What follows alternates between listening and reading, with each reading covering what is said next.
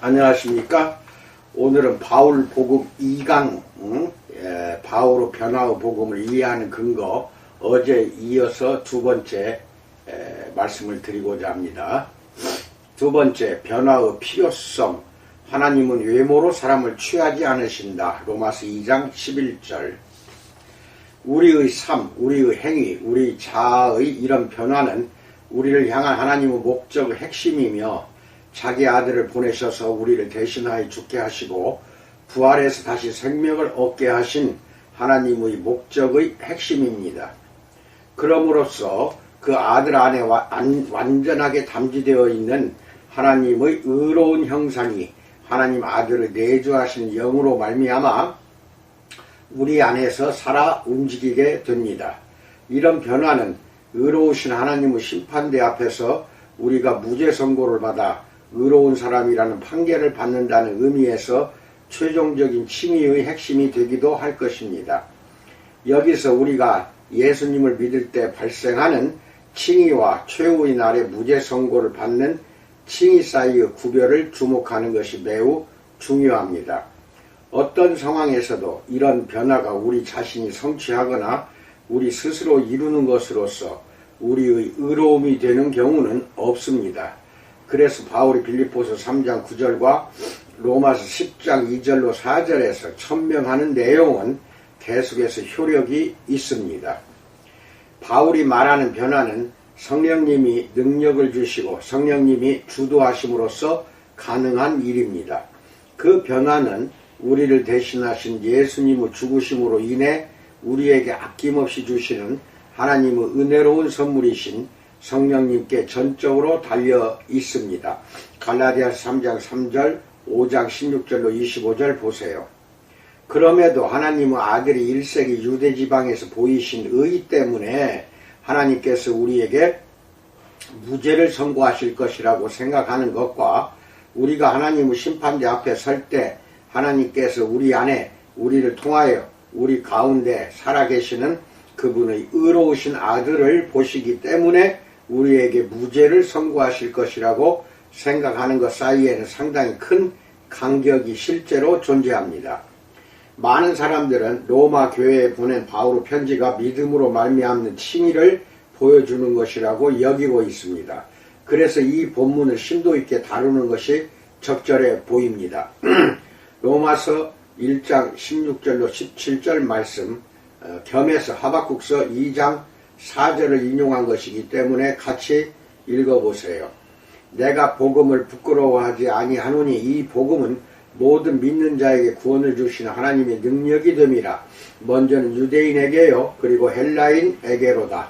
복음에는 하나님의 의가 나타나서 믿음으로 믿음에 이르게 하나니 기록된 바 오직 의인은 믿음으로 말미암아 살리라 함과 같으니라 라고 말합니다.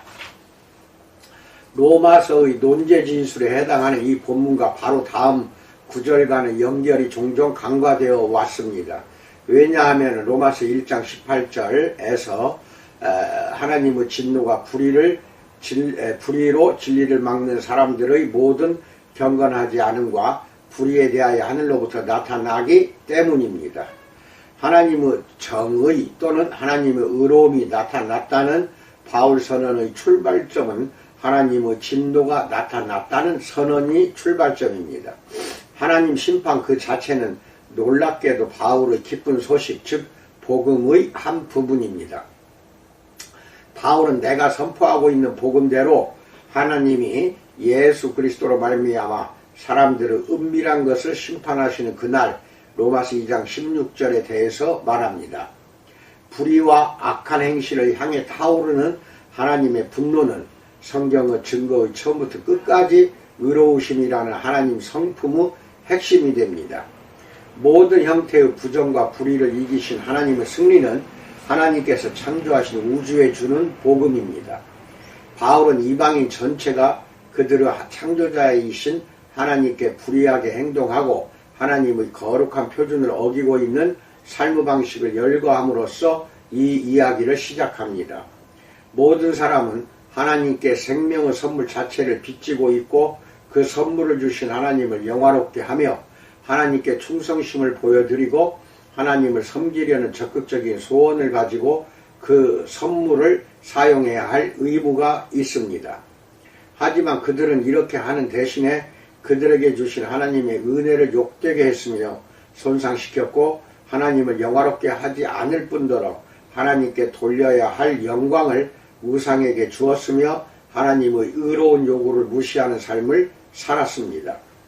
유대인들은 순종하라는 하나님의 명령에 전혀 응답하지 않으면서도 하나님이 그들을 받으셨다고 자만하며 이방인들에 대해서는 하나님의 돌보심과 구원에서 벗어나 있는 구계자들이라며 그들을 멸시했습니다. 바울은 이런 동족을 향해 말합니다. 로마서 2장 2절로 11절입니다. 이런 일을 행하는 자에게 하나님의 심판이 진리대로 되는 줄 우리가 아노라. 이런 일을 행하는 자를 판단하고도 같은 일을 행하는 사람아, 네가 하나님의 심판을 피할 줄로 생각하느냐? 혹 네가 하나님의 인자하심이 너를 인도하여 회개하게 하심을 알지 못하여 그의 인자하심과 용납하심과 길이 참으심이 풍성함을 멸시하느냐? 다만 내 고집과 회개하지 아니한 마음을 따라 진노의 날 곧 하나님의 의로우신 심판이 나타나는 그날에 임할 진노를 네게 쌓는도다. 하나님께서 각 사람에게 그 행한 대로 보응하시되 참고 선을 행하여 영광과 존귀와 썩지 아니함을 구하는 자에게는 영생을 하시고 오직 당을 지어 진리를 따르지 아니하고 불의를 따르는 자에게는 진노와 분노로 하시리라. 악을 행하는 각 사람의 영에는 환난과 공고가 있으리니 먼저는 유대인에게요 그리고 헬라인에게며 선을 행하는 각 사람에게는 영광과 존귀와 평강이 있으리니 먼저는 유대인에게요 그리고 헬라인에게라. 이는 하나님께서 외모로 사람을 취하지 아니함이라. 하나님은 편애하지 않으시기 때문입니다 라고 말합니다. 바울은 하나님이 유대인을 선택하시고 그들과 언약을 맺으신 것 때문에 유대인은 하나님의 심판에서 제외된다는 생각의 의문을 제기합니다. 그와는 정반대로 하나님이 참으로 의로우시고 세상을 의롭게 심판하는 분이라면 만약 하나님이 하실 수 없는 일이 하나라도 있다면 그것은 바로 심판하실 때 사람을 차별하는 일일 것입니다. 하나님의 거룩한 백성이 된다는 것은 심판을 받지 않고 무사 통과한다는 것이 아니라 하나님을 아는 분명한 지식이 있고 하나님께서 창조하신 사람들의 마음과 행위 속에서 보기를 바라시는 것을 행하는 언약 공동체 안으로 초청받는 것입니다. 이와 같은 공동체에 속한 사람들은 하나님께서 요구하시는 것을 확실히 배울 수 있습니다. 또한 하나님을 기쁘시게 하고 하나님이 그들의 삶을 은혜로이 판단해 주시기를 바라면서 그런 규범들을 구체적으로 구현하려고 노력할 때 같은 마음을 가지고 비슷한 지식을 가진 사람들의 모임으로부터 사회적 지지를 받을 수도 있습니다. 이것은 어마어마한 특권이며 은총을 엄청나게 누리는 것이지만 편애, favoritism을 의미하지는 않습니다. 바울은 로마서 2장 2절로 11절에서 담대하게 주장합니다. 곧 하나님께 중요한 것은 우리 스스로가 정한 아니면 다른 사람에 의해 정해진 우리의 위치가 아니라 하나님에 대한 우리의 순종이라는 것입니다. 하나님은 사람을 외모로 취하지 않으시고 편애하지 않으시기 때문입니다. 그가 할례를 받았는지 그래서 유대인 사회로 들어왔는지는 중요하지 않습니다. 고린도전서 7장 19절, 갈라디아서 5장 6절, 6장 15절을 다시 보세요. 그가 하나님의 의로운 표준에 부합하는 삶을 살아왔는지가 중요합니다. 그렇다면 그리스도인의 경우에는 왜 달라야 하는지에 대한 문제가 제기됩니다. 하나님께서 심판 때에 의식 역사적으로 그분의 택함받은 백성인 이스라엘을 편애하지 않으신다면 과연 하나님은 장차 그분 아들의 친구라는 이유만으로 그리스도인들을 편애하실까요? 내가 이처럼 마음이 혼란스러운 이유는 로마시대 마르쿠스 아우렐리우스가 황제가 되기 전에 즉 황제의 아들이기만 했을 때 그가 받은 편지 한 통이 떠올랐기 때문입니다. 원로원 의원이면서 마르쿠스의 친구인 프론토가 그의 지인이 황제의 법정에서 이로운 판결을 얻게 해달라고 마르쿠스에게 도움을 청했습니다. 마르쿠스 아우렐리우스가 어떻게 대답했는지 우리는 모릅니다. 그가 친구의 부탁을 들어주지 않았다고 해도 전혀 이상한 일이 아닙니다. 연주를 이용해서 판결을 잘 받게 해주는 것은 일종의 은혜인데 그 당시에 이는 높은 지위에 있는 사람이 친구나 의뢰인을 위해 해줄 수 있는 일이었습니다.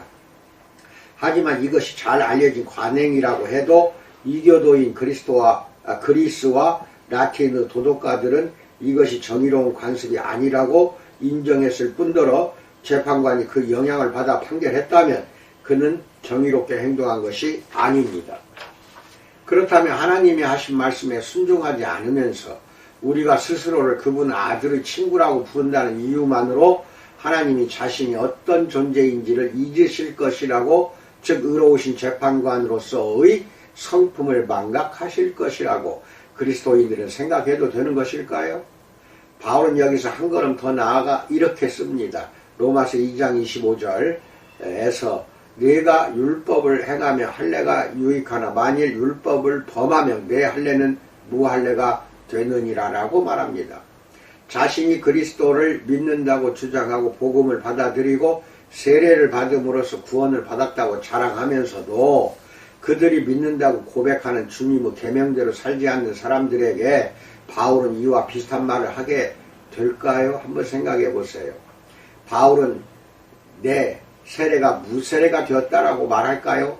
우리는 예수님이 이렇게 대답하실지에 관해 마태가 기록한 내용을 잘 알고 있습니다.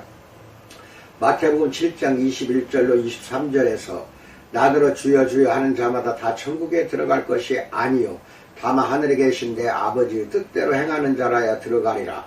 그날에 많은 사람이 나더러 이르되 주여 주여 우리가 주의 이름으로 선지자 노릇하며 주의 이름으로 귀신을 쫓아내며 주의 이름으로 많은 권능을 행하지 아니하였나이까 하리니 그때 내가 그들에게 밝히 말하되 내가 너희를 도무지 알지 못하니 불법을 행하는 자들아 내게서 떠나가라 하리라 라고 말합니다. 역사적으로 하나님 백성인 이스라엘의 불순종은 세상에서 하나님의 명성의 오점을 남겼습니다. 로마서 2장 23절로 24절에서 이사야서 52장 5절을 인용한 글을 말씀드립니다. 토라를 자랑하는 네가 토라를 범함으로 하나님을 욕되게 하느냐? 기록된 바와 같이 하나님의 이름이 너희 때문에 이방인 중에서 모독을 받는도다 라고 말합니다. 예수님께 속했다고 주장하는 사람들이 사실은 그렇지 않은 사람들처럼 살아갈 때도 마찬가지입니다. 밀레니엄 세대 1980년대 초반부터 2000년대 초반에 출생한 세대는 그리스도인들이 이런 모습을 목격하고 교회에 등을 돌리기도 했습니다. 로마서 2장 11절 이는 하나님께서 외모로 사람을 취하지 아니하신다. 즉 하나님은 편애하지 않으신다라고 말합니다. 신구약 성경 저자들과 신구약 중간기 책들은 이것이 의로운 재판관의 핵심적인 속성이라고 주장합니다. 역대하 19장 7절, 사도행전 10장 34절, 갈라디아서 2장 6절, 에베소서 6장 9절, 골로새서 3장 25절을 읽으세요. 바울도 하나님에 관해 이와 비슷하게 확언하는데 곧 하나님이 사람을 외모로 취하지 않으신다는 것은 그분의 아들을 모르는 사람들에게만 작용하는 하나님의 성품이 아니라 하나님의 절대적인 속성이라는 것입니다. 그러므로 복음은 다음과 같은 의미일 수가 없습니다. 곧 하나님이 세상을 심판하러 오실 때 당신이 의롭지 않는데도 당신을 의로운 사람으로 대우하실 것이라든가 당신이 무엇을 하든지 어떻게 살든지 누구를 위해 살든지 상관없이 그날에 하나님의 심판에서 구원을 받는다든가 예수님의 의의는 당신이 하나님의 처벌을 면하게 하기에 충분한다든가 아님 하나님은 당신에게 아무것도 기대하지 않으신다 하는 것 같이 말입니다. 만일 바울의 복음이 의미하는 바가 이런 것이라고 생각한다면 우리는 하나님이 사실은 편애하신 분이라고 말할 각오를 해야 합니다. 하나님 그분 아들의 친구들은 별도 세트의 표준대로 심판하시고 그 외에 다른 사람들은 또 다른 세트의 표준대로 심판하실 것입니다. 그래서 만약 두 번째 그룹에 속해 있었다면 시험에 통과하지 못했을 첫 번째 그룹에 속한 사람들에게 하나님은 무죄라고 선언하실 것입니다. 이와 같은 견해는 순진하며 우리에게도 불공평합니다. 유대인들은 그들이 하나님께 특별한 은총을 받아 누리고 있다는 주장을 정당화하기 위해 굉장히 많은 양의 성경 본문을 가지고 있었습니다. 만일 유대인이 하나님 앞에서 특권을 누리고 있다는 주장을 바울이 부인하기 위해 그렇게까지 했다면 바울은 심판의 때에 하나님께서 그리스도인들에게 이중적인 표준을 적용하실 것이라고 믿는 것으로 우리가 위안을 삼지 못하게 했을 것입니다. 세 번째, 변화의 필요성. 바울은 막연한 믿음을 넘어 구원의 조건을 부여한다에 대해서 알아봅니다. 로마서에서 한 단락만 읽고 나서 그 단락에 근거하여 앞에서처럼 주장한다면 너무 성급할 수 있습니다.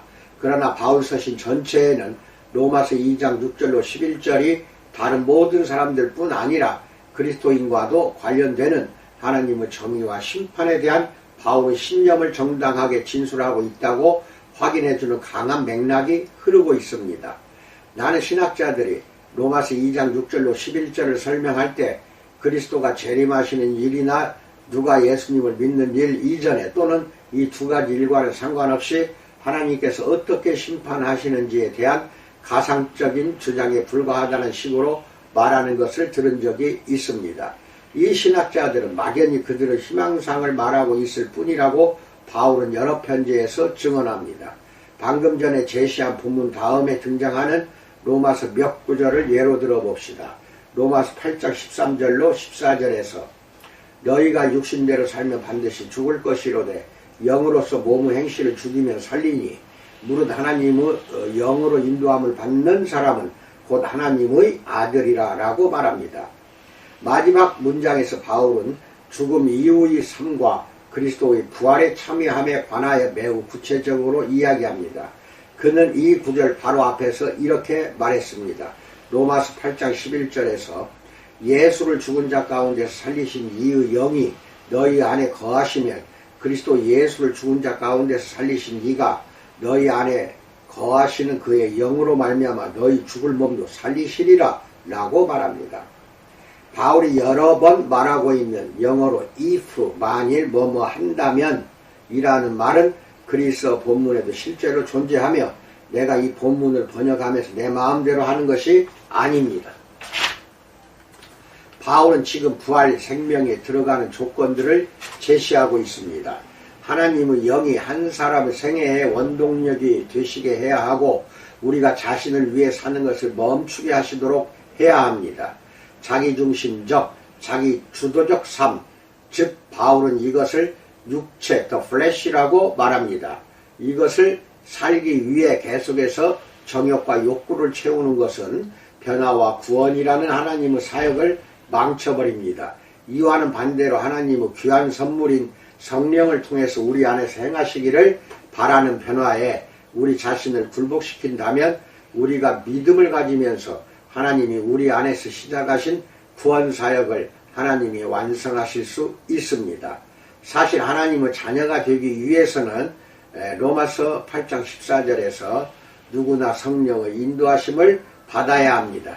바울은 구원의 관점에서 장애가 되는 것을 다른 편지에서 열거하는데 여기에서는 구원을 하나님 나라에 들어가는 것으로 이해합니다.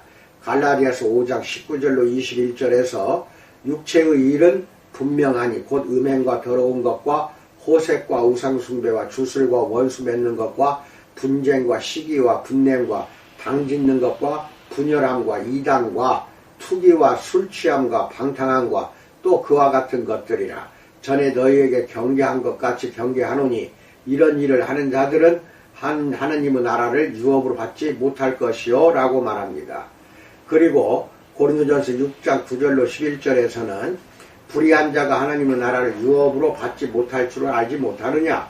미혹을 받지 말라. 음행하는 자나 우상 숭배하는 자나 간음하는 자나 탐생하는 자나 남색하는 자나 도적이나 탐욕을 부리는 자나 술 취하는 자나 모욕하는 자나 속여 뺏는 자들은 하나님의 나라를 유업으로 받지 못하리라. 너희 중에 이와 같은 자들이 있더니 주 예수 그리스도의 이름과 우리 하나님의 성령 안에서 씻음과 거룩함과 의롭다 하심을 받았느니라라고 말합니다. 이어서 에베소서 5장 5절로 6절에서는 너희도 정녕 이것을 알거니와 음행하는 자나 더러운 자나 탐하는 자 곧 우상 숭배자는 다 그리스도와 하나님의 나라에서 기업을 얻지 못하리니 누구든지 헛된 말로 너희를 속이지 못하게 하라. 이로 말미암아 하나님의 진노가 불순종 아들들에게 임하나니라고 말합니다. 이 헛된 말은 무슨 뜻일까요? 에베소서의 문맥은 헛된 말이 계속해서 자신을 위해 살고 자신의 관심사와 자신의 만족감, 그래서 에베소서 5장 5절에 언급된 음행과 더러움과 탐욕에 계속 자리를 내주는 것을 위해 사는 삶의 결과들을 부인하는 것과 관련이 있음을 제시합니다. 이 헛된 말에는 다음과 같은 주장이 포함될 것입니다. 하나님 한 사람의 삶의 방향이 완전히 새로워지기를 요구하지 않으신다는 것, 하나님은 사람들이 공적인 고백이나 내적인 믿음이나 우리를 대신하신 예수님의 죽음에 관한 주장을 타고 내려가 마치 미끄럼을 타듯이 물세례를 받는 것으로 만족하신다는 것, 그리고 우리의 행위는 우리가 구원받는데 정말로 중요하지 않은데 만약 그렇다면 구원은 어느 정도 행위에 의거하기 때문이라는 것 등입니다. 그러나 사실 이와는 정반대입니다. 우리는 행위에 의한 심판이 바울 신학에서 필수적이며 그저 일관성 없는 변칙이 아니다라는 사실을 심각하게 고려하기 시작해야 합니다. 이 지점에서 제자도 과정에서 실패하는 것과 변화를 추구하지 않는 것을 구별하는 것이 중요합니다. 갈라디아서 5장 19절로 21절에서 바울은 이 죄들 중 어느 한 가지 죄에 빠져 있을지도 모르는 사람들, 즉 사실 우리도 다 그런 사람인데 이런 것에 관해 이야기하는 것이 아님을 분명히 합니다. 이런 악한 일을 계속 행하는 사람들, 이런 죄를 하나님의 의와 우리를 향한 그분의 바람을 대적하는 것으로 인식하고 악한 태도와 관습을 버리기 위해 성령의 인도하심과 능력을 구하는 대신에 계속해서 이런 죄악에 자리를 내주는 사람들에 대해서 바울은 말하고 있습니다. 바울은 같은 책 갈라디아서 바로 다음 장에서 이 사실을 더욱 분명히 설명합니다. 갈라디아서 6장 7절로 10절, 스스로 속이지 말라. 하나님은 업신여김을 받지 아니하시나니 사람이 무엇으로 심든지 그대로 거두리라. 자기의 육체를 위하여 심는 자는 육체로부터 썩어질 것을 거두고 성령을 위하여 심는 자는 성령으로부터 영생을 거두리라. 우리가 선을 행하되 낙심하지 말지니 포기하지 아니하면 때가 이름에 거두리라. 그러므로 우리는 기회 있는 대로 모든 이에게 착한 일을 하되 더욱 믿음의 가정들에게 할지니라 라고 말합니다. 변화는 필수적인 과정입니다. 하지만 그것은 여전히 자신을 위해 사는 삶의 과정과 상반되는 일종의 과정입니다. 더욱이 바울의 관점에서 볼 때 우리 자신을 헌신하는 데는 실제로 두 가지 방향만 있을 뿐입니다. 육체의 의제, 아젠다를 해결하는 것과 성령의 의제를 해결하는 것, 이 두 가지 뿐입니다. 바울은 독자들에게 상반되는 두 방향에 걸쳐 있지 말고 그들의 삶의 일관성을 갖추라고 권면합니다. 바울은 우리 자신을 성령의 의제와 그리스도께 온전히 드림으로 우리 안에서 생명이 작용하게 하고 그리스도가 우리에게 원하시는 바와 우리를 통해서 세상에 이루기를 바라시는 것을 살아내라고 권합니다. 바울의 편지에서 연달아 제시되는 증거는 하나님이 제공하시는 구원을 받아들이는 데 있어서 우리가 해야 할 역할에 관한 가장 중요한 진술이 로마서 10장 9절의 내가 만일 내 입으로 예수를 주로 시인하며 또 하나님께서 그를 죽은 자 가운데서 살리신 것을 내 마음에 믿으면 구원을 받으리라는 자주 제기되는 가정의 이의를 제기하고 있습니다. 아니면 좀 더 적극적으로 표현해서 예수님을 믿는다는 것과 예수님을 믿고 고백하는 행위가 효력을 가질 수 있으려면 우리 입술로 예수님을 인정한다는 것이 어떤 의미인지와 관련해서 로마서 10장 9절은 바울의 총체적인 증언의 틀 안에서 해석되어야 합니다. 이 단락과 그 앞 단락에서 검토한 바울의 진술을 담을 만한 여지가 우리의 신학에 없다면 이 본문들이 구원 얻는 방법을 서술하는 우리의 신학, 즉 구원론에 적합하지 않다는 이유로 이 본문들을 덜 중요하게 다루거나 자기 신학에 맞추거나 아예 전적으로 간과하려는 유혹을 어기고 이런 신학을 재검토하는 것이 현명할 것입니다. 하지만 바울의 복음은 여전히 좋은 소식입니다. 그 복음은 하나님께서 우리를 변화시키기 위해 어떤 일을 하셨는지에 관한 메시지입니다. 그 복음은 우리의 변화를 위해 하나님이 준비하시는 것에 관한 것이며, 그래서 우리가 하나님의 선물로 말미암아 의인이 되었고 하나님 그분 없이는 최후의 심판 때에 우리가 의롭다는 인정을 받지 못할 것이다 라는 메시지입니다. 또한 바울의 복음은 어떻게 하나님께서 자기의 의로우심을 나타내사 자기도 의로우시며 또한 예수 믿는 자를 의롭다 하려 하셨는지에 관한 메시지입니다. 로마서 3장 26절 보세요. 이상입니다. 신학적인 함의가 있는 내용을 강의할 때에는 한 번 들어서는 이해가 안 된다는 거 잘 압니다. 두 번, 세 번 잘 들으시고 찬찬히 분석하고 여러분들이 이해를 위해서 그리고 여러분 신학을 제대로 정립하기 위해서 들으셔야만 되는 것을 여러분에게 말씀드립니다. 오늘 하루도 주님 은혜 속에서 잘 지내시기 바랍니다. 감사합니다.